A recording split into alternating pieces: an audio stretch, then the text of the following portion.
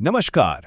Higher education में एक बहुत ही ज़रूरी कॉन्सेप्ट है जिसका असर हम सब पर पड़ता है, चाहे डायरेक्टली हो या इनडायरेक्टली, और वो है फैकल्टी डेवलपमेंट प्रोग्राम यानी एफडीपीज। चलिए आज इसी को आसान भाषा में समझते हैं।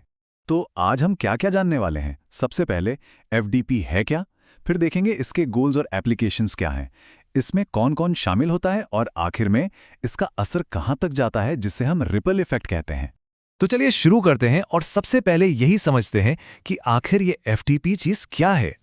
अगर बहुत ही आसान शब्दों में कहें तो एफडीपीज एक तरह के प्रोफेशनल डेवलपमेंट प्रोग्राम हैं। जैसे कॉरपोरेट वर्ल्ड में अपस्किलिंग होती है, ये एकेडमिक वर्ल्ड के लिए है। मतलब इसका मेन मकसद है कि जो फैकल्टी मेंबर्स हैं यानी टीचर्स और रिसर्चर्स, उनकी प्रोफेशनल स्किल्स को और भी ज्यादा बेहतर बनाया जाए। और हाँ, ये सिर्फ टीचिंग स्किल्स तक ही सीमित नहीं है। नहीं, इसका स्कोप बहुत बड़ा है। एफडीपीज एक एजुकेटर की लगभग हर जिम्मेदारी को कवर करते हैं, जैसे कि टीचिंग को और असरदार कैसे बनाएं, रिसर्च स्किल्स को कैसे शार्प करें, एकेडमिक लीडरशिप क्वालिटीज कैसे डेवलप करें, और यहाँ तक कि एजुकेशन में टेक्नोलॉजी का सही इस्तेमाल और प्रोफेशनल स्टैंडर्ड्स बनाए रखना भी इसमें शामिल है। ओके, तो अब हमें ये तो पता चल गया कि एफडीपी क्या है, पर सवाल ये है कि इनकी ज़रूरत क्यों पड़ती है और ये काम कैसे करते हैं। चलिए अब थ्योरी से प्रैक्टिस की ओर बढ़ते हैं। तो एफडीपीज के पीछे का क्यों क्या है? देखिए, इसका कोर आइडिया है कॉन्टिन्यूअस इंप्रूवमेंट, मतलब लगातार बेहतर होते रहना। दुनिया तेजी से बदल रही है, सब्जेक्ट्स अपडेट हो रहे हैं, नई टेक्नोलॉजीज आ रही हैं। एफडीपीज ये पक्का करते हैं कि फैकल्टी मेंबर्स भी इन बदलावों के साथ चलें, चाहे वो अपने सब्जेक्ट की नॉलेज को अपडेट करना हो, रिसर्च की क्षमता को बढ़ाना हो, या फिर एआई जैसे डिजिटल टूल्स का इस्तेमाल सीखना हो। और ये सब करियर में आगे बढ़ने में भी मदद करता है। ये तो हुई क्यों की बात। अब आते हैं कैसे पर। मतलब एफडीपीज असल में कहाँ काम आते हैं।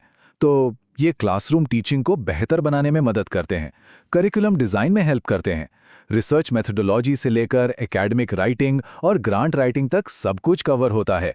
और सिर्फ इतना ही नहीं, इंस्टीट्यूशनल लेवल पर भी ये बहुत ज़रूरी हैं, जैसे नैक या एनबीए एक्रीडिएशन की तैयारी के लिए। ठीक है, तो अब सवाल ये उठता है कि इन प्रोग्राम्स को अटेंड कौन करता है, इसका टारगेट ऑडियंस कौन है। और देखिए, इसकी ऑडियंस काफ़ी बड़ी है। ये सिर्फ जूनियर फैकल्टी के लिए नहीं है। असिस्टेंट प्रोफेसर्स से लेकर फुल प्रोफेसर्स तक, रिसर्च स्कॉलर्स और पीएचडी कैंडिडेट्स से लेकर डीन्स और एचओडीज जैसे एकेडमिक एडमिनिस्ट्रेटर्स तक सब इसमें शामिल होते हैं। ये आइडिया ही लाइफ लॉन्ग लर्निंग का है। सीखना कभी खत्म नहीं होता। चलिए अब आते हैं सबसे ज़रूरी हिस्से पर, द रिपल इफेक्ट। मतलब इस सब का फायदा क्या है। एक फैकल्टी मेंबर की ट्रेनिंग का असर कहाँ तक जाता है। ये सिर्फ एक इंसान के विकास की बात है या इसका कोई बड़ा सामाजिक प्रभाव भी है।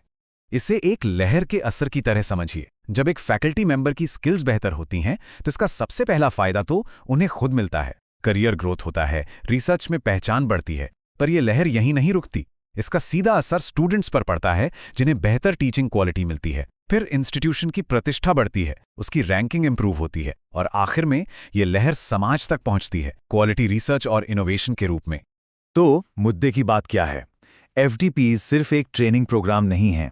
ये असल में क्वालिटी एजुकेशन, एक मजबूत रिसर्च कल्चर और इंस्टीट्यूशनल एक्सेलेंस की रीढ़ हैं।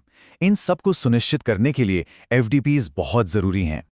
और आखिर में एक सवाल। जैसे जैसे एजुकेशन का लैंडस्केप बदल रहा है, सीखने के फ्यूचर को शेप देने में फैकल्टी की लगातार ग्रोथ का क्या रोल होगा। ये एक बड़ी बात है, क्योंकि एजुकेटर्स में इन्वेस्ट करना एक तरह से हमारे ज्ञान के भविष्य में इन्वेस्ट करने जैसा है। इस पर जरूर सोचिएगा।